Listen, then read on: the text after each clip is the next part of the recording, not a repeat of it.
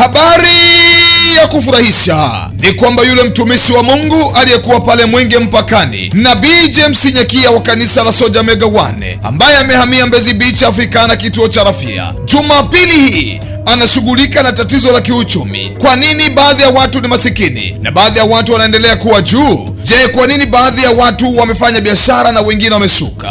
Kwa nini baadhi ya watu wamefanya biashara nyingi, wameanzisha miradi mingi, wamekuwa wakiwa wanajiona wana karama fulani, lakini leo ukimtazama hana chochote, hamna lolote. Aliyekuwa anapendwa leo ndiye anatazamwa kama tairi ya pikipiki iliyopata pancha na haiwezi kuzibika tena. Kama unasumbuliwa na tatizo sugu la uchumi ambalo limekusumbua na familia yako kwa muda mrefu, njoo Soja Mega 1 Church. Lakini atakuwa getini akimpokea mtu mmoja mmoja anayefika kanisani hapo. Nabii Nyakia ataanza ibada saa 3 asubuhi. Ataonana na mtu mmoja mmoja. Kwa mawasiliano zaidi piga simu namba 0652870000 au 0658335568. Kwa Nabii Nyakia tunafurahia maisha. Soja Mega 1 Church, furaha yangu inaanzia hapa.